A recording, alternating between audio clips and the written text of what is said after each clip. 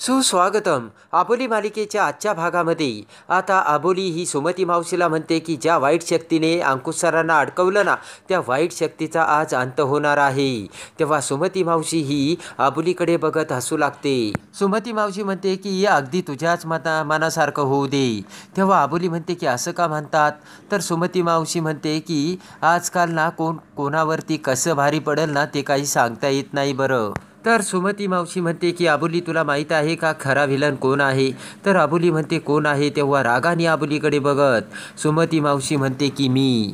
तेव्हा आबोलीला मोठा धक्का बसतो. असे म्हणत सुमती मावशी लगेचच रागाने आबोलीकडे बघत आबोलीची खुर्ची जोरजोराने मागे घेते आणि जोराने आबोलीच्या खुर्चीला लात मारते. तेव्हा आबोलीच्या खुर्ची वेगाने ही पाठीमागे जाऊन अखेर आता आबोलीची खुर्ची पायरीवरून खाली पडणार एवढ्यात आबोली पायावर उभी राहते आणि ती खुर्ची पायरीवरून खाली गरगळत जाते. तेव्हा रागाने आबोली आता सुमती मावशीकडे बघत असते तर समोर सुमती मावशी. तेवढ्यात वरून क्रिश, राघू सर्वांना आता आबोलीच्या खुर्चीचा आवाज येतो आणि सर्वजण वर बघू लागतात. आबोली सुमती मावशीला म्हणते की आजपर्यंत मी सर्व सहन केलं, पण आज मला माझ्या सर्व प्रश्नांची उत्तरे हवी आहेत. तर रागाने वेशधारी सुमती मावशी पळतच आबोली समोर येते आणि आबोलीला मारण्यासाठी हात उगारते. तेवढ्यात आबोली ही सुमती मावशीचा हात धरते आणि म्हणते की तुझ्यातला रावण आज संपलाय आणि समोर आलाय, त्याचा आता डायरेक्ट वध. तर आता सर्वजण हात वर करून आबोलीकडे बघत असतात. तुझ्यातला रावण आज मी संपवणार असे म्हणत आबोली आता जोराने सुमती मावशीचे केस ओढू लागते. तेवढ्यात तो नकली केसाचा टोप हा आबोलीच्या हातात येतो. तेव्हा वेशधारी सुमती मावशीला सर्वजण बघतात. तर रागाने सुमती मावशी त्याच्या हातात आता सुरा घेते आणि जोराने तो सुरा आबोलीवर मारते. तर आबोलीच्या हाताला तो निसटता लागतो.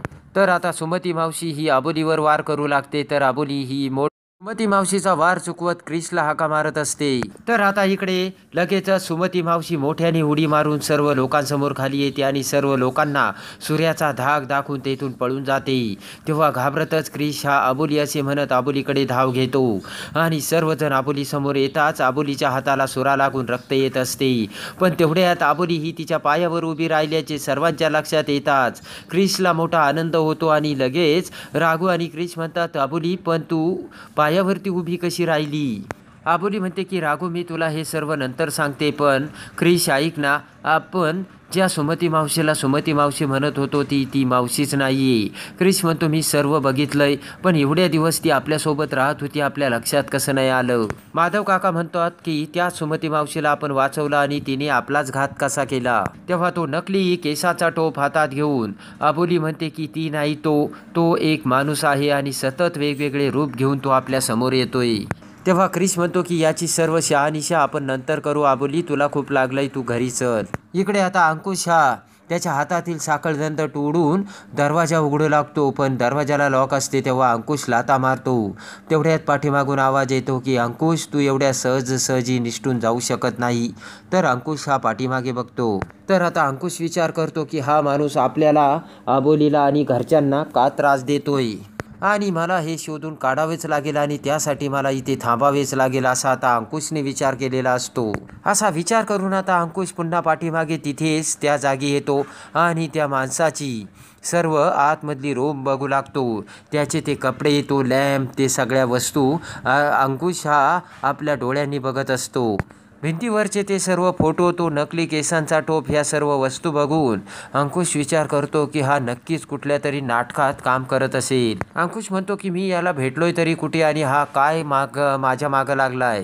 त्यानंतर अंकुश त्याचे ते सर्व हँडलवरचे कपडे बघू लागतो. एवढ्यात अंकुशला समोर एक आरसा दिसतो आणि त्या आरशावरती कार्तिकी असे लिहिलेले असते आणि त्या शेजारी अंकुशला एक बॉक्स दिसतो, त्यावरती कार्तिकी असे लिहिलेले असते. तेव्हा अंकुश विचार करतो की या बॉक्समध्ये आपल्याला नक्कीच काहीतरी सापडेल आणि अंकुश तो बॉक्स उघडू लागतो. तेवढ्यात समोरून कुणीतरी आल्याचा अंकुशला भास होतो आणि अंकुश तिकडे बघतो. इकडे आता आबोली ही घरी येते. तेव्हा आबोली उभी राहिल्याचे बघून आजीला, माधव काकाला आणि राघूला सर्वांना मोठा आनंद झालेला असतो.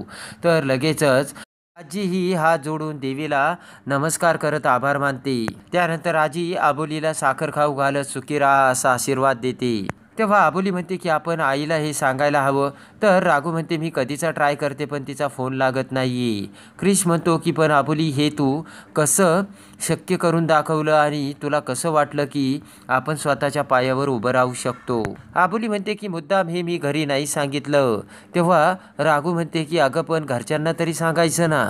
आबोली म्हणते की खरं आहे राघू तुझं, पण मला त्या बाईला पकडायचं होतं कारण क्रिश माझ्यासोबत असताना ती बाई माझ्यावर हल्ला करू शकते आणि ती अजून काय काय करू शकते याचा विचार करून मी हे नाटक केलं. आणि जर मी बरी झाली हे जर तिला कळालं असतं, मी माझ्या पावलावर उभी राहू शकते हे तिला कळालं असतं तर ती माझ्यासमोर कधीच आली नसती, असे आता आबोली सर्वांना सांगते. तर राघू म्हणते की मग त्या सुमती मावशीचं काय झालं, तुला कधी कळलं की ती सुमती मावशी नाही की तो पुरुष आहे आणि आपल्या मागावर आहे. तेव्हा आबोली सांगू लागते की त्या दिवशी मी आणि क्रिश अंकुश सरांची गाडी तपासत होतो. त्यावेळी तिथे एक बाई आली आणि अचानक ती मला तेथून खेचून घेऊन गेली. आबोली म्हणते की त्यावेळी तिने मला बांधून ठेवलं आणि समोरून एक टेम्पो येत होता. तेव्हा मला जाणवलं की मला माझ्या पायाची हालचाल करता येते. तर आजी म्हणते की मग तिथेच तू उठून उभा राहिली का आबोली. आबोली म्हणते नाही मी उठून उभा राहणारच होते, तेवढ्यात तिथे सुमती मावशी आली आणि तिने मला बाजूला घेतलं.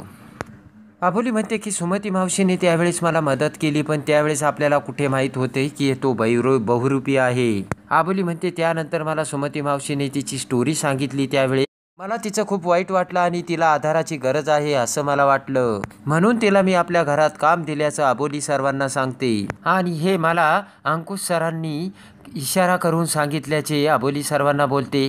तेव्हा आजी म्हणते इशारा तरी त्याने कधी केला. तेव्हा लगेचच तो कागदाचा लेबल हा आबोली सर्वांना दाखवते. म्हणते हे स्टिकर त्या दिवशी राघूला सुमती मावशीच्या साडीवर सापडलं आणि राघूने ते माझ्या हातात दिलं. ज्यावेळेस राघूने ते माझ्या हातात दिलं त्यावेळेस शार्दूल तिथे आला होता. तेव्हा मी बघितलं नाही, पण नंतर बघितलं ना तेव्हा मला कळलं की नक्कीच काहीतरी गडबड आहे आणि हा एक अंकुश सरांनी दिलेला इशारा होता असे म्हणत आबोली ते स्टिकर क्रिशकडे देते. अंकुश सर पोलीस वर्दीमध्ये होते तेव्हा हे असे स्टिकर त्यांच्याकडे मला सापडले होते आणि ज्यावेळेस मी त्याचा अर्थ त्यांना विचारला त्यावेळेस ते त्यांची पोलीस लँग्वेज असल्याचे बोलले. अंकुश म्हणतो की ज्यावेळेस आम्हाला एकमेकांसोबत कम्युनिकेशन करता येत नसेल ना त्यावेळेस आम्ही इशाऱ्याने एकमेकांसोबत बोलतो आणि त्यासाठी आम्ही साईन लँग्वेज काढून बोलतो. तर अंकुश सांगू लागतो की असं सर्कलमध्ये जर क्रॉस असेल तर समजायचं की धोका आहे. आबोली म्हणते की ज्यावेळेस मी ही फुली बघितली त्याच वेळेस मला वाटलं होतं की नक्कीच काहीतरी गडबड आहे, पण काय गडबड आहे हे मला कळत नव्हतं. आबोली म्हणते की या गोष्टीची सुरुवात आजी त्याच दिवशी झाली ज्या दिवशी आपण देवीची आरती करत होतो. त्यावेळेस माझ्या पाठीमागे एक म्हातारा माणूस येऊन उभा राहिला होता आणि त्याच वेळेस सुमती मावशी देखील येऊन उभा राहिली. तेव्हा मला त्या म्हाताऱ्याचा चेहरा आणि सुमती मावशीचा चेहरा एकसारखा वाटला होता आणि तेव्हाच मी विचार केला की हे सर्व सुमती मावशीच करते. क्रिश म्हणतो की आपण लवकरात लवकर त्या माणसाचं स्केच बनवून घेऊयात आबोली, उद्या तू पोलीस स्टेशनला ये. तेवढ्यात नीता आणि विजयासुद्धा तिथे आलेले असतात. तर विजया आता लगेचच नीताला पाठीमागे खेचते आणि म्हणते की ही बाई अशी कशी उभी राहिली. तेव्हा नीता म्हणते काय माहिती हे सर्व काय चाललंय आणि ह्या आबोलीचे हे सर्व नाटकं आहेत का. इकडे आबोली म्हणते की आता आपल्यापुढे 2 प्रश्न उभा आहेत, ही कार्तिकी नक्की कोण आहे आणि आत्ता आलेल्या या माणसाचा आणि कार्तिकीचा नक्की काय संबंध आहे. तेव्हा आबोलीचे ते बोलणे विजया आणि नीता ऐकतात. तर आता क्रिश इकडे आबोलीला पोलीस स्टेशनमध्ये घेऊन येतो आणि त्या माणसाचे स्केच काढू लागतो. तर आता इकडे अंकुशसुद्धा तिथेच असतो. तर तो बहुरूपी सुमती मावशीचा वेशधारी माणूस अंकुशकडे येतो आणि म्हणतो की माझ्या हातात एक कला आहे की मी अशा व्यक्तीचे रूप धारण करू शकतो की जे कुणाला समजत नाही. तर आता तो बहुरूपी माणूस देखील पोलीस स्टेशनमध्ये नकली दाढी लावून तिथे आलेला असतो. तेव्हा आबोली त्या माणसाला तिची ओळख करून देते. तर आता आबोली त्या वेशधारी माणसाला कशी पकडते आणि त्याचा कसा पर्दाफाश करते हे बघण्यासाठी आणि आबोली मालिकेच्या डेली अपडेटसाठी आपल्या चॅनलला लाईक करा, सबस्क्राईब करा.